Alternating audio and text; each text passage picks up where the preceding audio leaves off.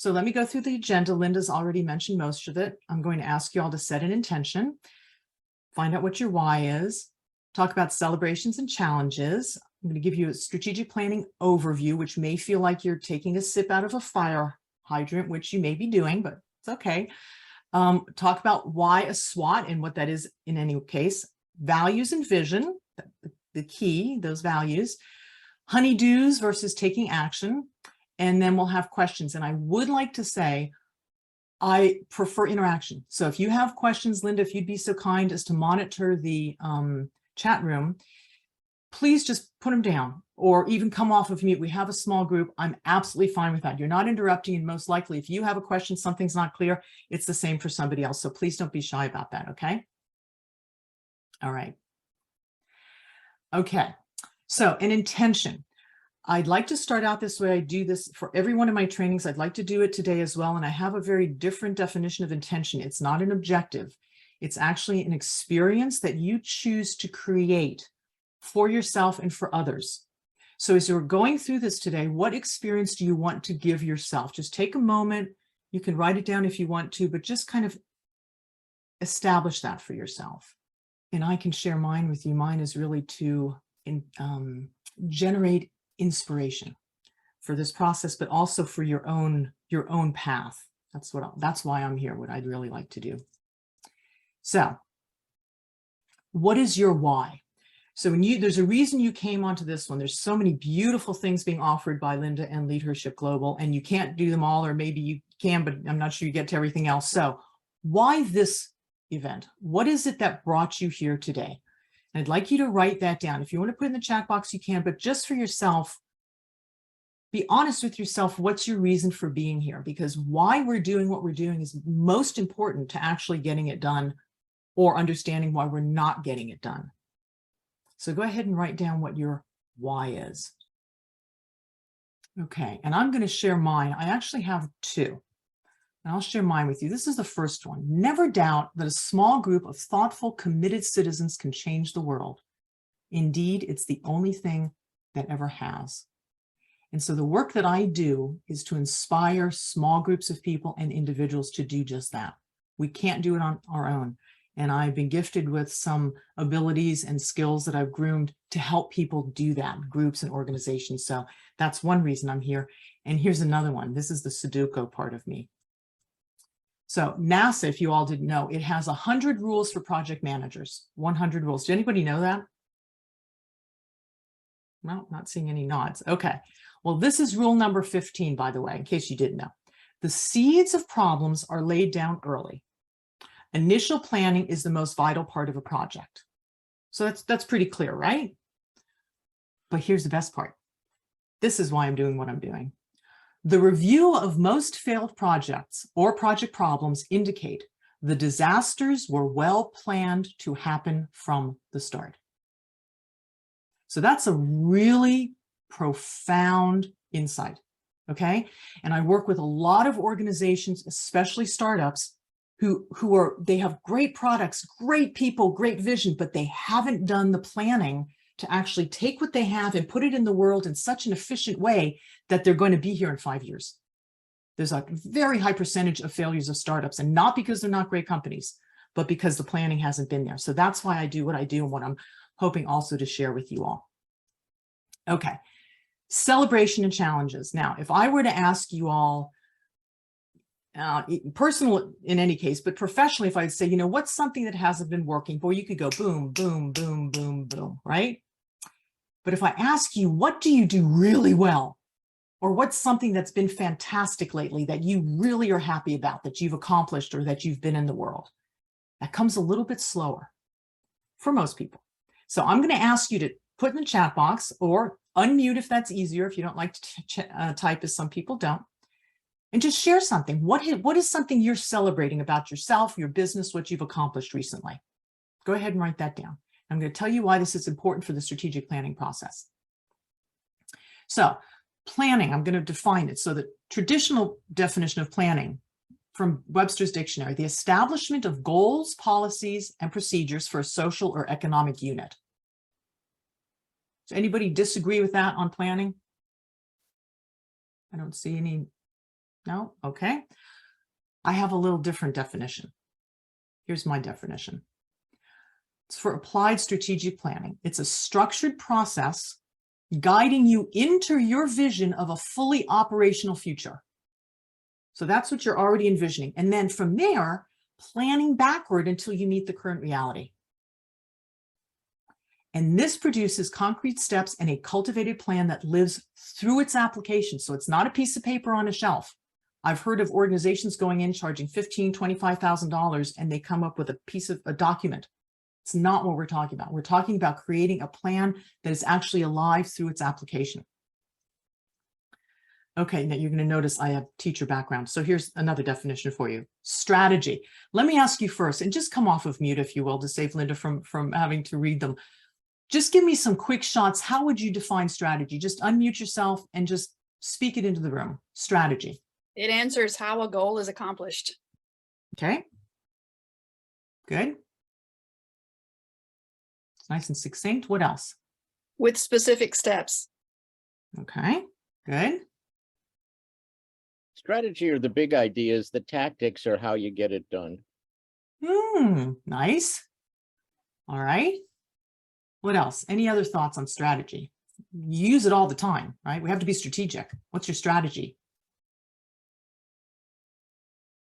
Interesting. So this is one of the reasons that I do define words when I do trainings, because it gets us thinking of how am I even using this word? What does it mean to me, right? And so I want to have a common definition of how we're going to work with it. And so this is what the dictionary says. It's pretty complicated in itself. A complex of adaptations, behavior, metabolism, structure, that serves or appears to serve an important function in achieving evolutionary success.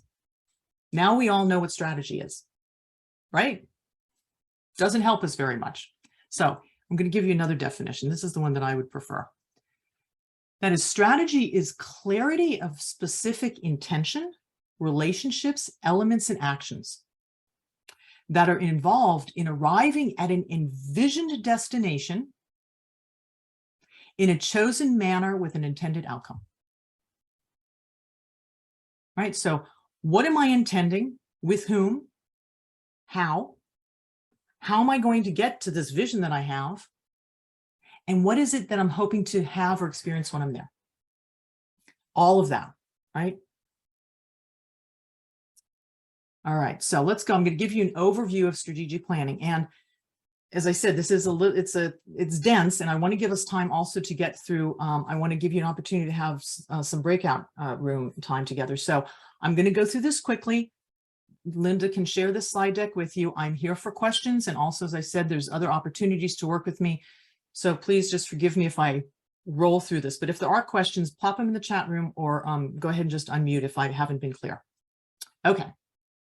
So clarifies values, beliefs, and purpose. It unifies objectives and direction, especially if you're working in an organization or you have different people working in your business. It structures processes, which is really important. And it sequences timelines, so you know what to do first, next, and so forth. It optimally utilizes your resources. So you have resources, but are you using them in the best way? And it streamlines work and collaboration. How are we doing it together? Do we have redundancy? Are we doing it in the right order? Or do we have the right people doing the right jobs? Produces sustainable practices, so not a short-term vision, but really something that you're going to be able to continue with down the road for success. And it energizes your relationships, your productivity, and your outcomes. So strategic planning, for me, I wish I could come up with another title for it other than applied strategic planning, but it really infuses energy into the process of planning your business, and you get excited about that. Gosh, I sound like a nerd talking about strategy, but there it is.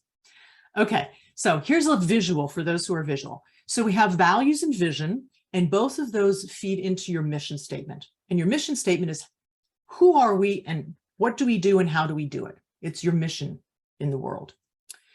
Then we go into analysis, define the critical issues, identify strategies or formulate them, let's say. And then the internal and external factors influence and also establish all of those. So we're looking internally at our organization. We're also looking externally, the economy, political environment, and so forth. It's an interactive impact. And that leads us then to action plans. And from there, then we go into implementation. After 3-6 months, we review it, see if we're on track, if we need to do any tweaking. And then after a certain period of time set, either a year, 5 years, we revise the plan. All right, so again, I'm going to go through this kind of quickly. So preparation first, the questions. What will we be planning? That may sound kind of ridiculous. Like, what do you mean? I'm planning my business. Well, I was hired to do strategic planning for a $22 million startup in Minneapolis in the middle of the winter. I remember that because I never knew that they had actual tunnels to get from building to building because it's sub-zero weather.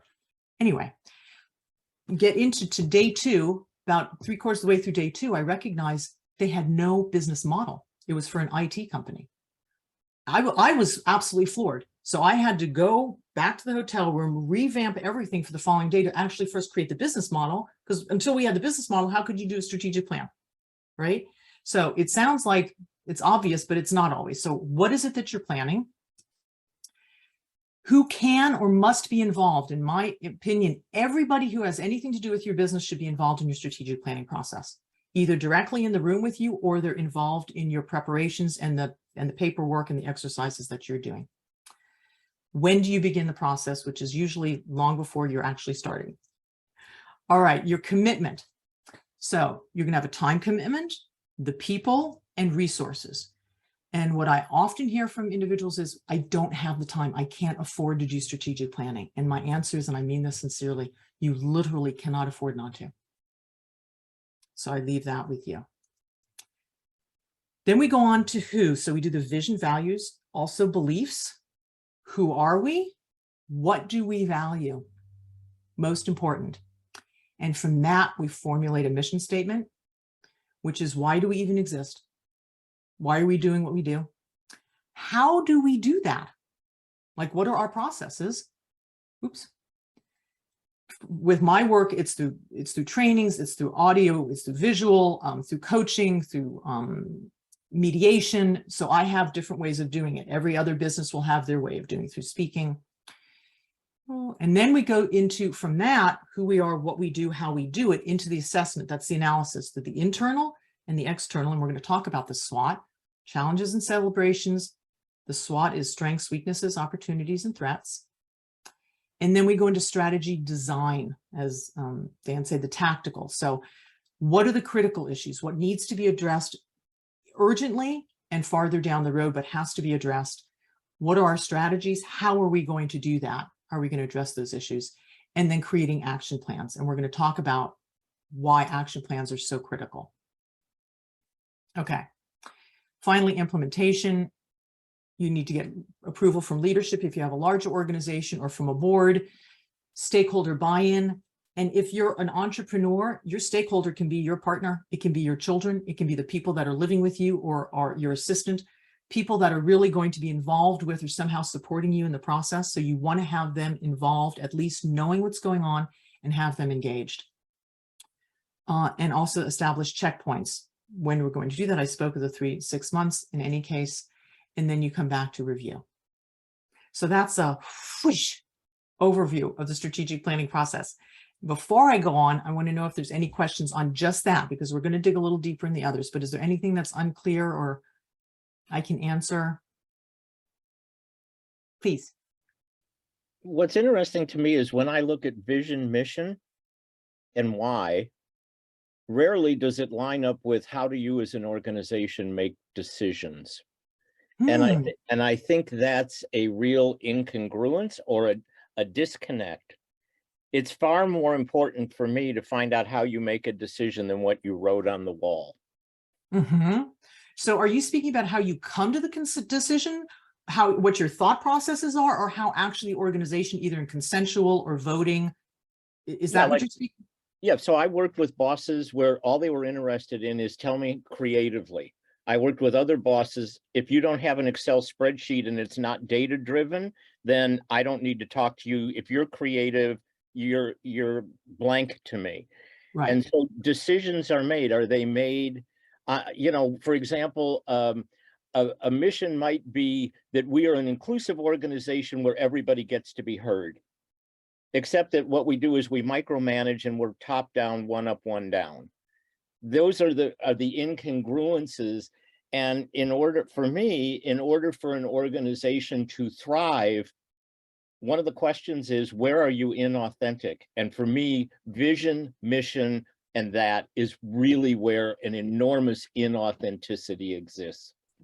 Absolutely. Absolutely. And so one of the things when going through the strategic planning process, I was going to try and get us on, I'm not going to go back and forth right now.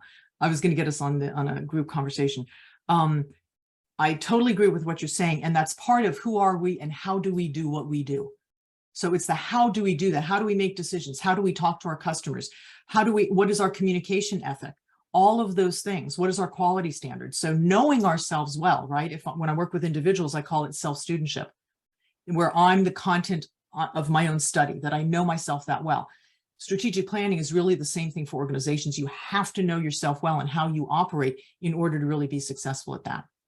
Absolutely. Okay. Oh, there we go. Okay, so SWOT. Is there anybody who has not heard of SWOT? Raise of hands. Okay, we've got one. So as I said earlier, it stands for strengths, weaknesses, opportunities, and threats. And it sounds very complicated. Basically what it is, it's an analysis. You're taking a snapshot of the strengths and weaknesses, which are actually internal, right? Where do we have our weak spots? Where do we really excel at things? But getting that down on paper, having the people involved in your organization saying, wow, we're great at this. I don't think we're really great at decision making because it's either creative or it's analytical. We need something that combines both, as you were just saying. Or our customer service, right? In certain areas we're great, other areas we're really lacking. So to get a clear snapshot of that, a clear picture of where we have our strengths, where we have our weaknesses. And by the way, I didn't mention this, a foundation of my work is the genius of non-judgment. And had we had more time today, I was going to start with that, which means there are facts and there's our interpretation, our experience of the facts. So when we talk about strengths and weaknesses, we're talking about facts as we perceive them. There's no right or wrong, but to really be clear that we can talk about these things without making someone's perception of the experience right or wrong. And that's essential. And I start every strategic planning process, actually almost every training that way. So that's essential in order for us to really look clearly through the lens, right? Otherwise the lens is not clear. We're not going to get the information that we need to. Okay. Then we have opportunities and threats. So those are the things that are coming from without. What the economy is offering up, or the market at the moment, could be an opportunity, or a new widget is on the market that'll really uplift our audience, what have you, or there are threats, right? We've just been through the last 2 years that has been a challenge for everybody in just about every facet of life, or politically, environmentally, whatever it is.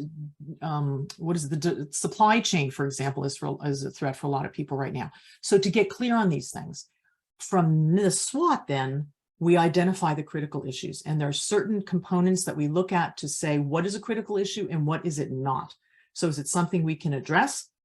Is it urgent and it has to be addressed within a certain time frame? Does it impact us or people that we are working with? Does it have a direct relationship to us?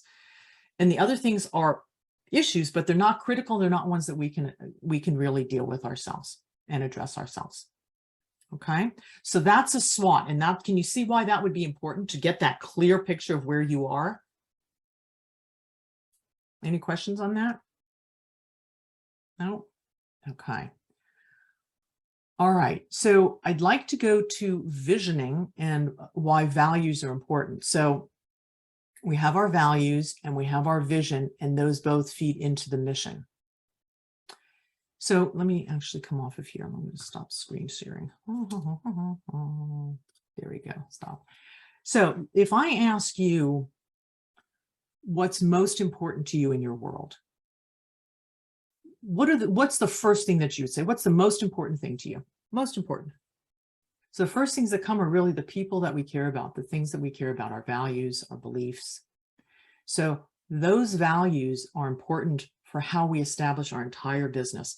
What happens very often is we have our private life and then our business is over here. And that disconnect takes place within ourselves. So what's important is that we take ourselves into our business. And that's one of the things that I have to just really, again, acknowledge Linda for.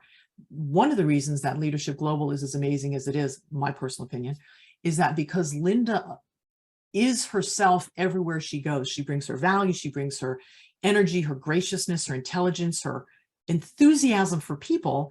And so with that, the people that come to her are that way. The people in Leadership Global are that way. The organizations that she speaks to and the students she teaches, all of those people are having the same version of Linda because it's grounded in her values, right? So that congruency, which is what I call authenticity. Authenticity is when we are congruent inside and outside. I don't have a different story going on inside than what I'm actually expressing to the world. And that's the same thing with our business. When we have our values clear and then we bring those into our business will be a reflection of who we are, right? Okay. So I'm going to jump back in because I'm going to give you an example and then I'm going to give you all an opportunity. Let's see, this is where I then get into the challenge. There it is, of what to share. There we go. Okay. Okay, so we did this one. All right, so looking at your values, what do you value most? So we've just done that. So now I'm going to give you an example. These are things that I value, right? That's a whole long, if I gave you all more time, the way that you live in the world, right, with the beauty and the goodness in the world, there are things that you value. But if you look at these highlighted ones, spirit, clarity, connection, communication, ownership, non-judgment, celebration, those you will find again and again and again in my work. And you will find them also in my vision. So this is my vision of the world, or why I do the work that I do, is for a healthy, reconciled, thriving communities, families, business, government, social groups that respect all our relations, value and practice transparency, communication, integrity, stewardship of nature, and a commitment to the well-being of all beings. So that's my vision. And you can see the highlighted words again, those are my values reflected here. Not only those are reflected in my work. So that congruency is what I'm speaking about. Okay, any questions on that or comments on that? Just pop off, unmute, pop off of mute. Any questions or comments? I think Yeah. when you talked about authenticity as congruence, for me, authenticity, the first step is, where are you inauthentic? Absolutely, that's a, if you don't know where you're inauthentic and where you're, succumbing is the wrong, where do you fit in a culture, in a family, in a system, in a business, where you're actually inauthentic? And when one can admit that, and then we have vulnerability in a management team, now we can get to authentic. So I guess what I'm saying is, I can be congruent and other people could be congruent, but we may as a team not be congruent if we're unwilling to be vulnerable to share where we disagree. I hear what you're saying, and I would challenge only in that so far as that if I'm working with Heather and we have a disagreement and I'm listening to her and I'm thinking, God, that just doesn't fit for me, and I don't say anything, I'm not being authentic. So if I'm going to say, wow, and that hence the non-judgment, Heather, I hear what you're saying, it doesn't make sense to me. Can I just share what I think? And then I share that. She's like, no, absolutely not. So then we can work that out. That's authentic. And that's why the foundation of non-judgment is so essential. So yes, to figure out where you are inauthentic is incredibly useful, but the authenticity, it doesn't change. The authenticity is that congruency, at least in my world. But Leeza, how does that work in an organization of hierarchy? How does that work in an organization that may be a little bit more fear-based, an organization where your boss may not want to hear truth, Mhm. right? And all of those things put us into somewhat of a conflict, right? We can That be authentic in ourselves, but to what extent can we be authentic in the world is somewhat determined based on the environment that we're playing in. I love that question, and I'm going to capture that. And Linda, if you want to consider this, I do a training called Cracking the Mask. I think it's the safest way to be is authentic. And so that's exactly what we talk about. And to do that in a business setting, it really is the only way to do it. So if that's a subject matter that people are interested in, I'd be glad to speak to that.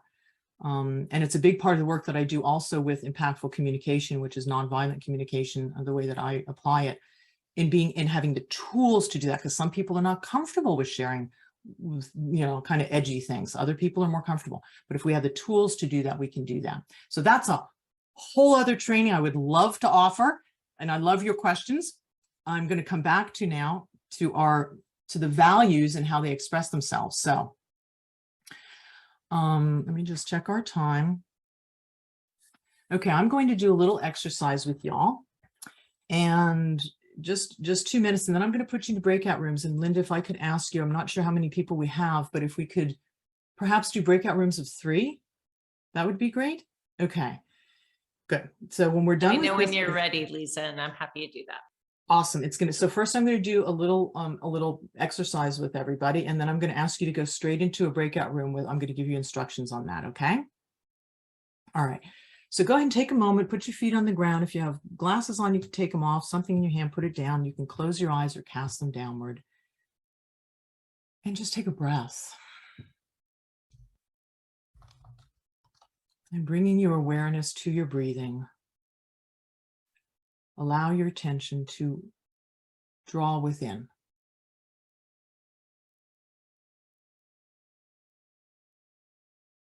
Just feel the center of yourself.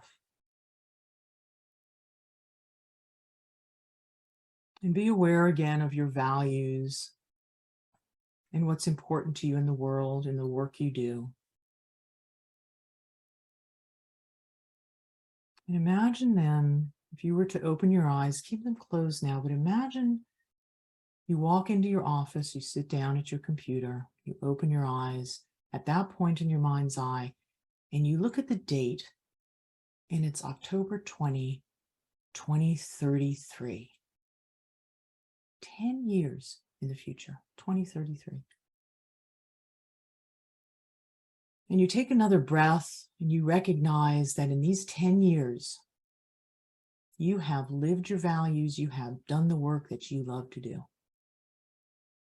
And what does that look like in your mind's eye? Who are you working with? Who's on your team? Who are your clients? Who are your support people?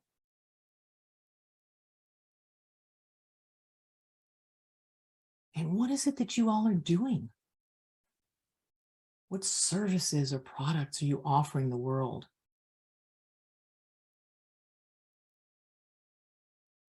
How do they look? How often or how many? How much? How far is your audience? What is your impact?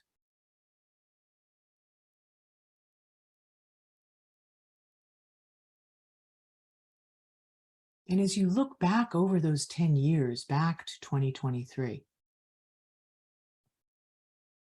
and you look over these 10 years and you think, wow, we have had such impact. What is it you've done? What impact have you had in the world?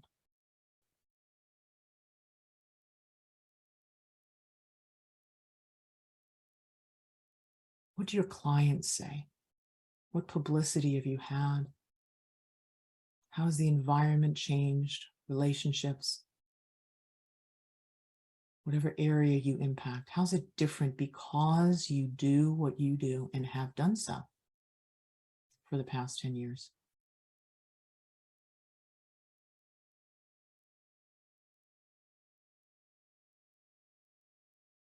And now, most importantly, how do you feel now reflecting back?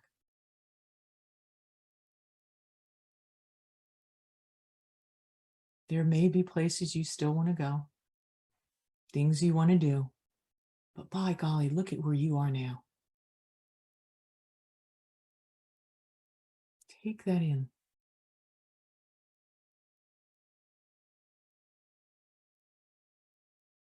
Just notice how you feel, having accomplished what you have, and how it all looks and feels.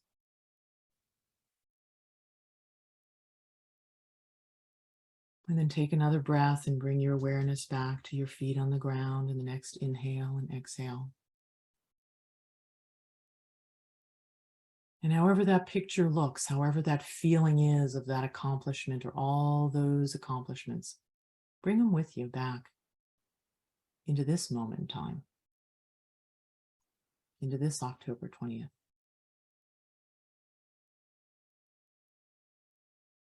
And in your next breath, be aware of the inhale and the exhale.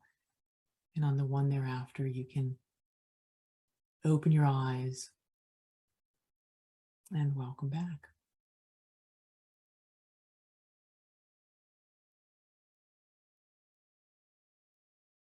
So I'm going to ask you, as you go into your breakout session, to answer these two questions. What is your vision? And how does it express your values in what you've just seen? What is your vision and how does it express your values? Okay, so I had mentioned I want to juxtapose to-do lists from action plans, right? And so you've all heard of honeydews, right? I spent most of my life overseas. I didn't know what those meant. Honeydews is when somebody asks you, honey, can you do this for me? Honey, would you do that for me? Those are honeydews. And so we have honeydews for our business too, right? It's like, oh, I'm going to do this. We got lists over here and then a list over here. And then we have our, reminder lists on our computers. The problem with honeydews is that we often feel this way. It's like, oh God, I didn't do that. Oh, I need to get that done, right?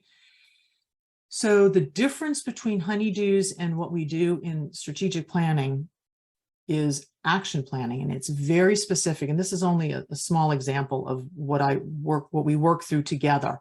So this is from the action planning process when we get to this point. So please don't be intimidated by this because it's super clear when we get here. But then we have action steps of who's going to be doing the step, by when are we going to get it done, what resources do we need for that step, possible resistance. Dan, you spoke about that earlier, like who's going to have the issue, why, how are we going to deal with that, and the communication plan around that point. Okay. And so then we go through, whatever steps we have. And this is done for each strategy.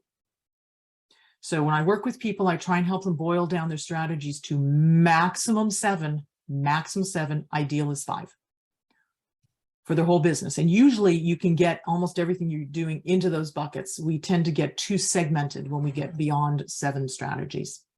So can you see how this is very different than, I'm going to get that done, but we have a specificity here. And the people also, by whom is it going to be done, doesn't always have to be you if you're an entrepreneur. You can hire people, you can get mentees, you can have colleagues, you can work with other people who are in the same industry and share resources. So there's a lot that can be done when we're working through our action plans. Any questions on this or comments? Can you see why that would be useful to get this specific? Okay. All right.